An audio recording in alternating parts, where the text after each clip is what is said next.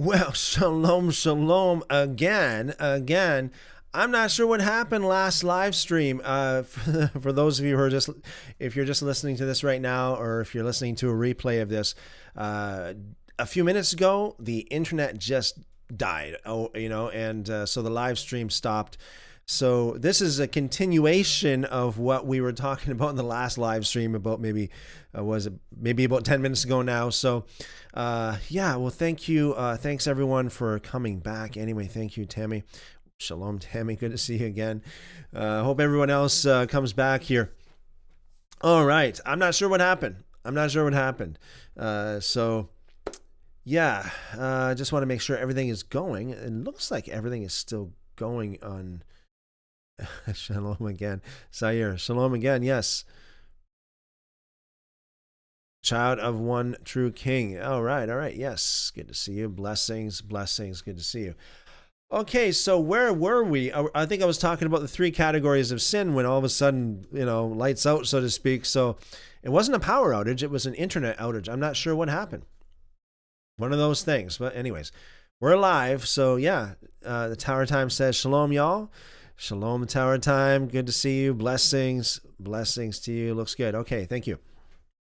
We're back anyways. This happens every once in a blue moon, right? I mean, we have problems, and I think you guys know me well enough to know if I can come back, I will come back. That's for sure.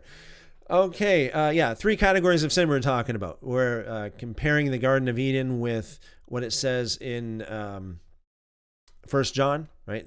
So the devil comes to Eve and basically gets her to sin based upon three different things. She saw that the fruit was good for food, desirable or pleasant to the eyes, and desirable to make one wise. So there's those three categories.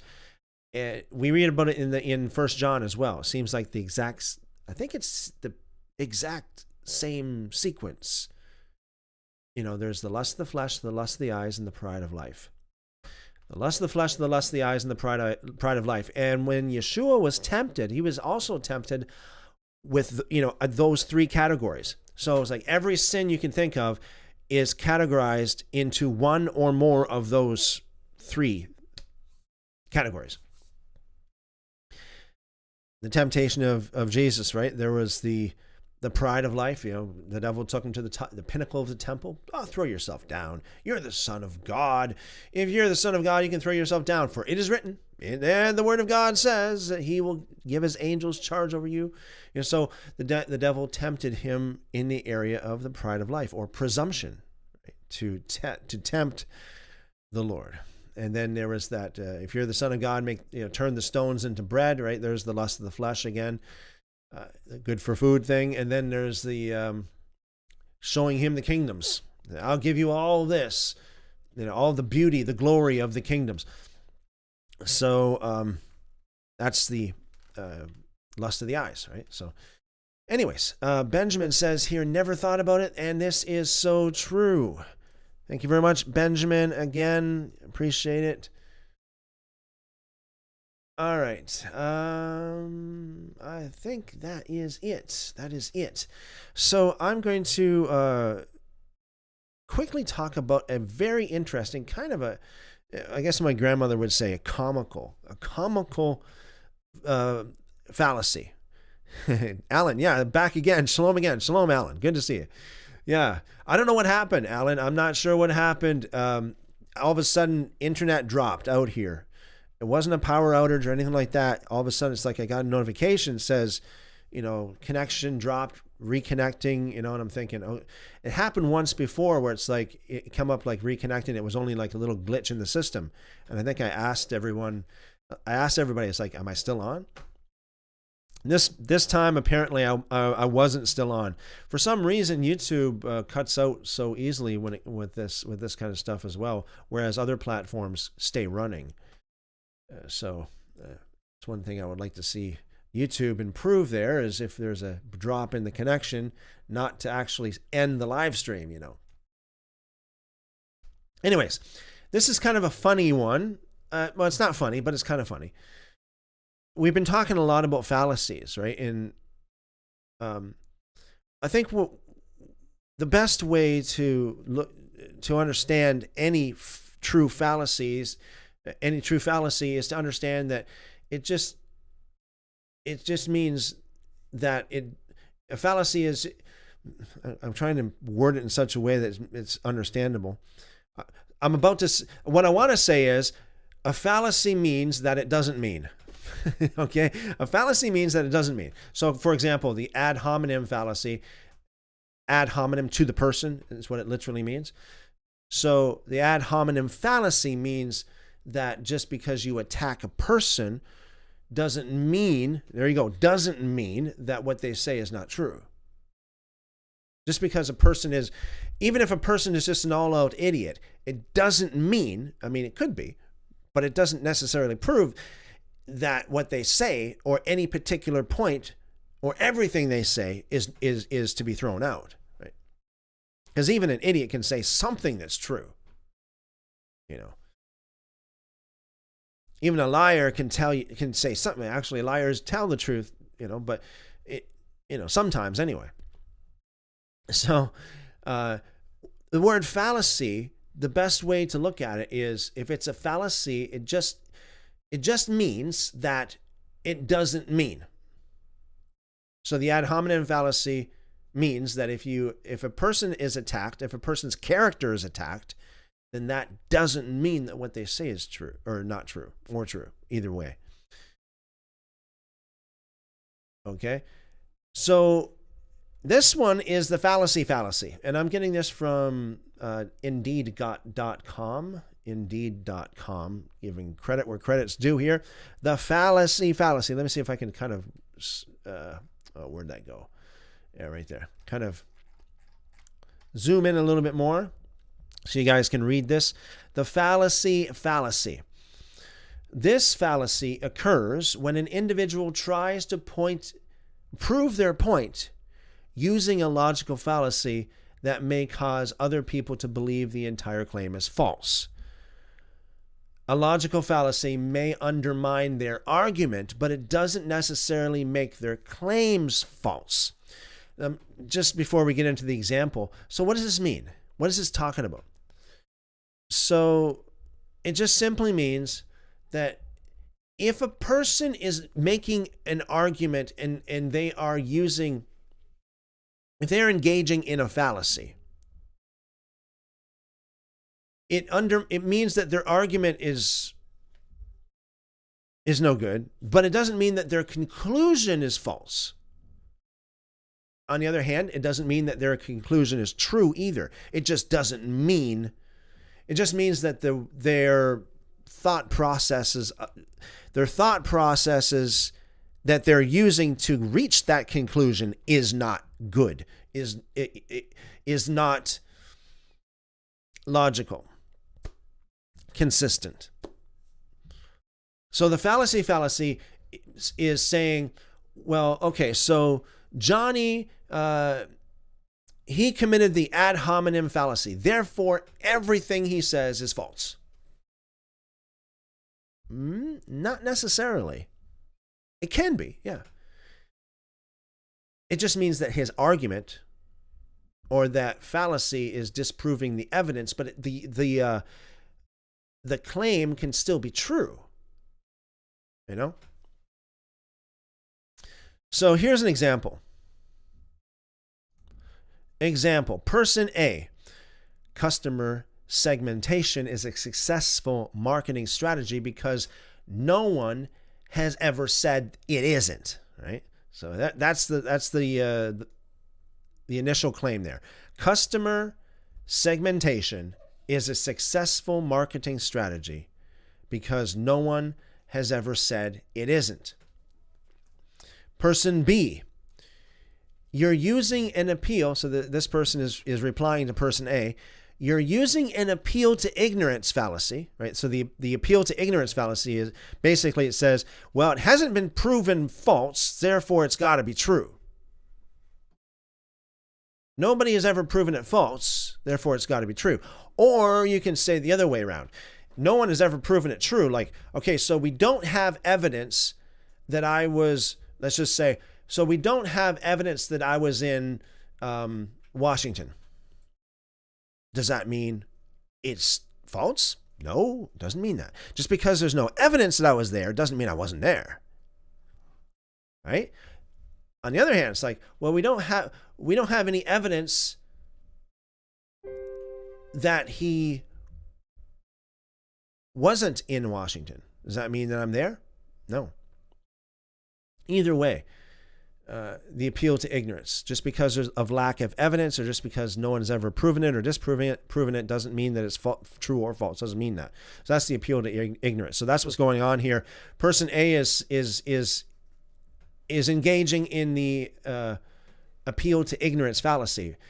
Customer segmentation is a successful marketing strategy because no one has ever said it isn't. Well, that's not a good reason to say that customer segmentation is a successful marketing strategy.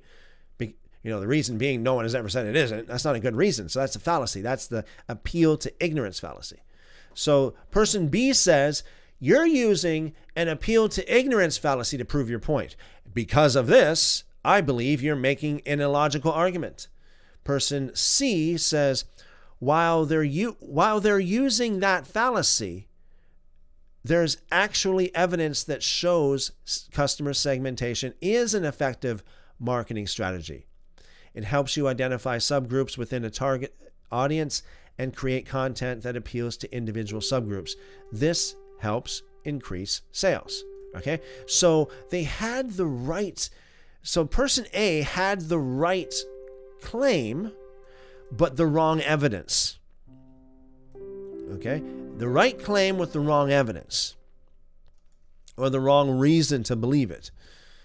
Okay, and person B says, well, because you're using the wrong evidence, because your evidence is weak, therefore it's got to be false. Well, no, not necessarily.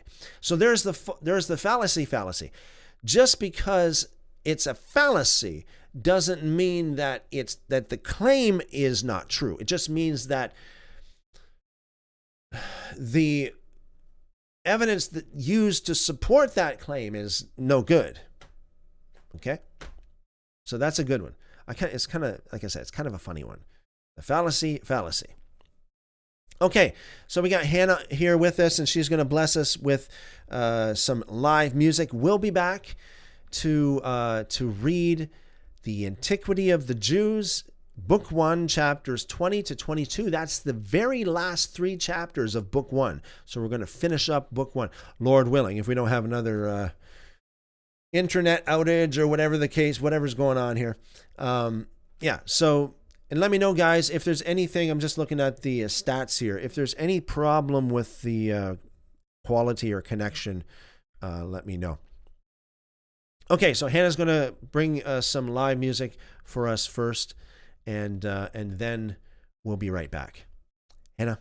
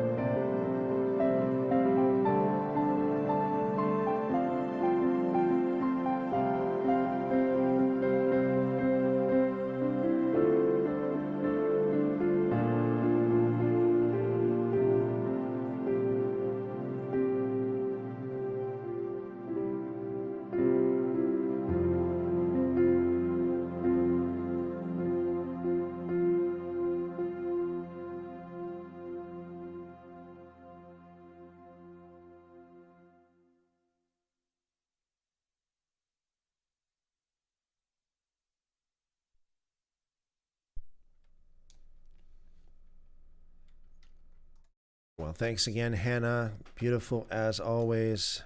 Beautiful, beautiful. Thank you. Okay. Yes, Tower Time still good and clear here. Thank you, Tower Time. Okay. Yes, let's get into the reading for tonight, and we'll discuss some of this afterwards. Once again, as you listen to the reading, feel free to add your comments or any questions or any prayer requests. We'll get to them in a little bit. Tammy says, "Beautiful, Hannah." Thank you, Tammy. Sure, Hannah would like that. Okay. Alan says, "Thank you, Hannah." Okay. Thank you, guys. All right. So the video is... put the video on here, and then we'll discuss this. Flavius Josephus, Antiquities of the Jews, Book 1, Chapter 20. Concerning the meeting of Jacob and Esau. Now as Jacob was proceeding on his journey to the land of Canaan, angels appeared to him and suggested to him good hope of his future condition. And that place he named the Camp of God. And being desirous of knowing what his brother's intentions were to him, he sent messengers to give him an exact amount of everything, as being afraid on account of the enmities between them. He charged those that were sent to say to Esau, quote, "Jacob thought it wrong to live together with him while he was in anger against him, and so had gone out of the country, and that he now, thinking the length of time of his absence must have made up their differences, was returning. That he brought with him his wives and his children, with what possessions he had gotten, and delivered himself with what was most dear to him into his hands, and should think it his greatest happiness to partake together with his brother of what God had bestowed upon him." Unquote.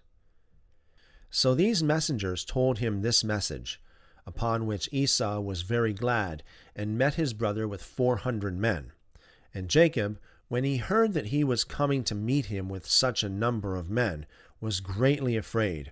However, he committed his hope of deliverance to God, and considered how, in his present circumstances, he might preserve himself and those who were with him, and overcome his enemies if they attacked him injuriously.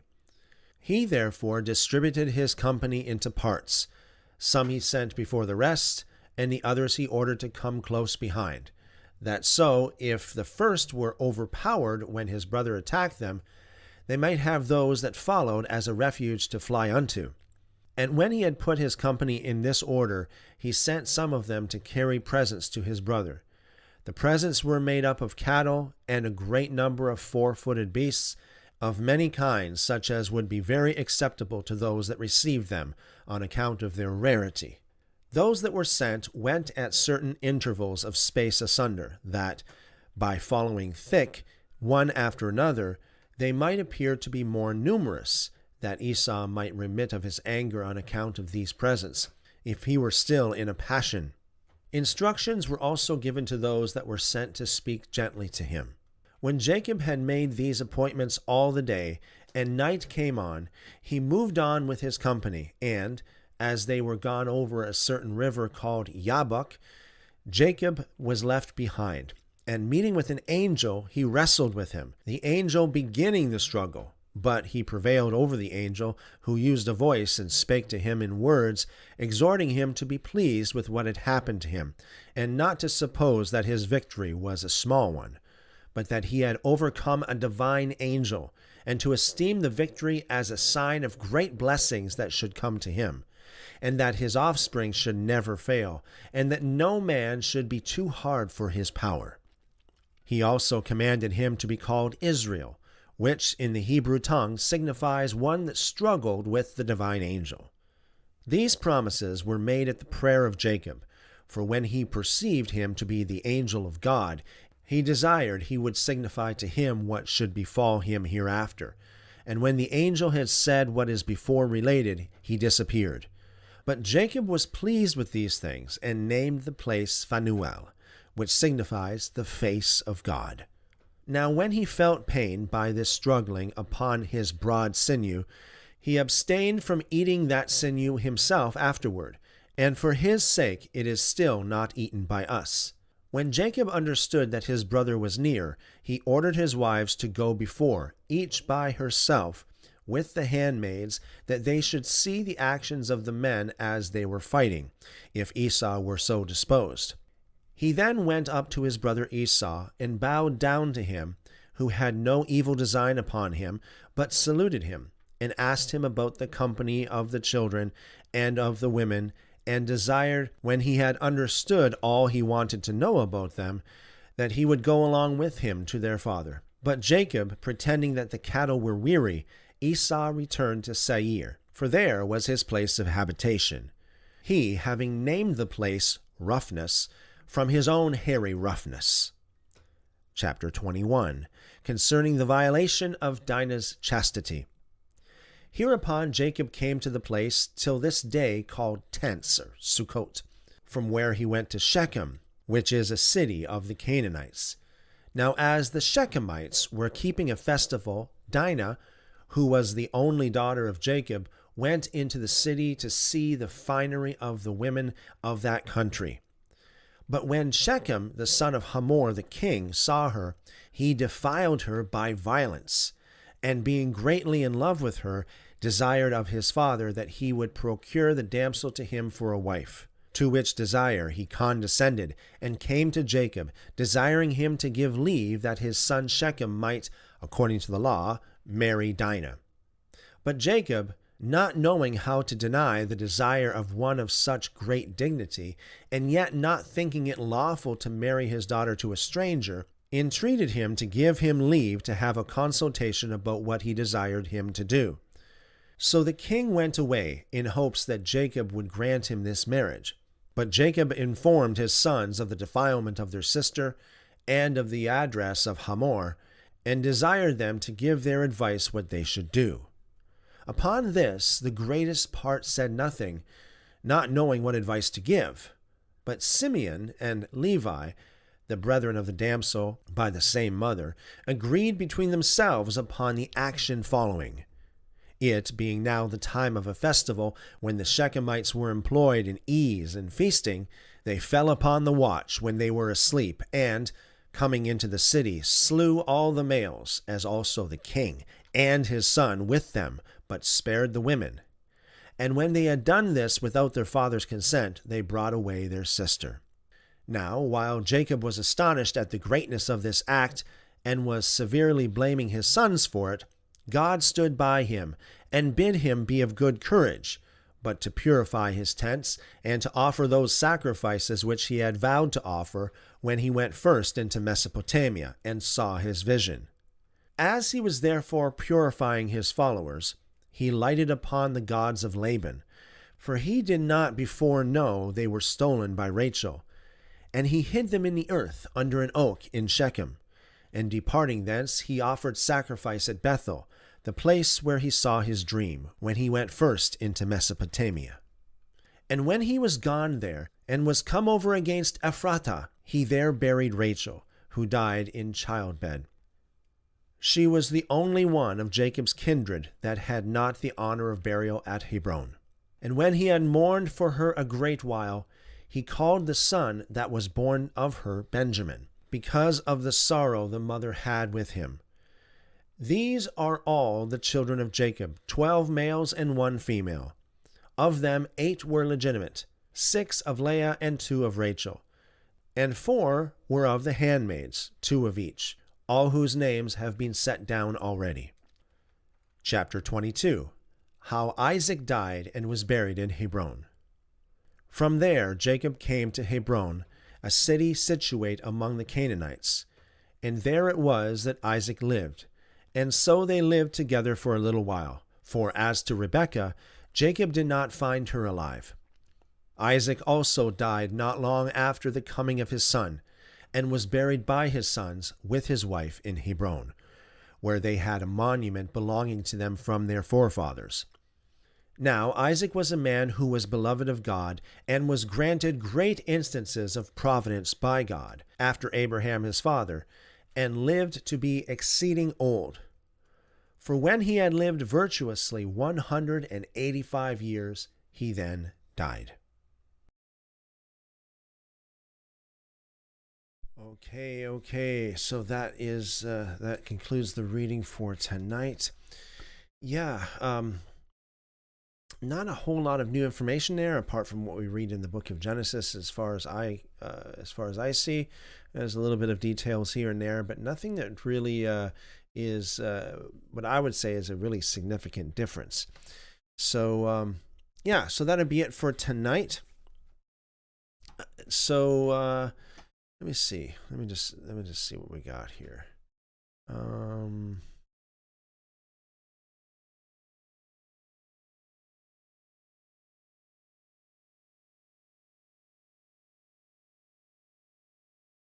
Okay. Since you guys are, what I'm going to do here, Book 2 of Josephus is a book containing the interval of 220 years from the death of Isaac to the Exodus out of Egypt. Okay, from the death of Isaac to the Exodus out of Egypt. Now, just out of curiosity, I may post something in the community section here sometime in the next day or so. But here's my question. Should we read Book 2 as well? Okay, I'm going to post this poll, and you guys can vote on it. Should we read Book 2? Okay. Let's see what you guys think. If you think that we should read Book 2,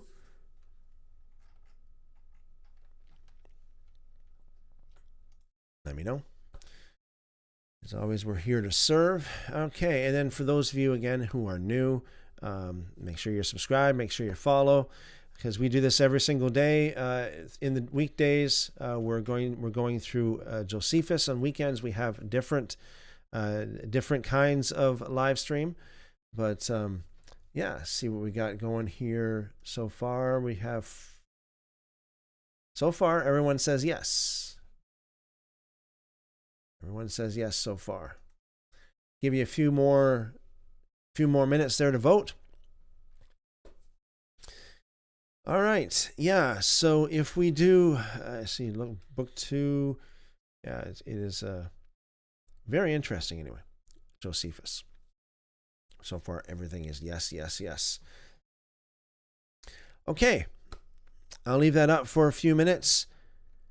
Last call again for any kind of any extra questions or prayer requests or anything like that just before we go.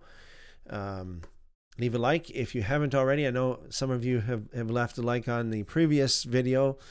Again, out of my control what happened there at the live feed just broke in the middle of the live stream. So anyways, Lord willing, we'll be back again tomorrow evening, 7 p.m. Eastern, as always. Everybody says yes. Okay. Yes. Okay. Well, again, I'll leave that up there for a few more seconds. Vote if you want to vote before we close the poll. In the meantime, thank you for your questions and your comments. And you guys are awesome. You guys are world changers. Keep on calling on him, and he will show you great and mighty things. And I'll see you guys again tomorrow evening, Lord willing, 7 p.m. Eastern. Love you guys. As always, I'll see you again tomorrow. And I pray, of course, always that the Lord bless you and keep you. Make his face to shine upon you. Lift up his countenance upon you and give you wonderful, wonderful shalom. Amen. Amen. See you guys tomorrow.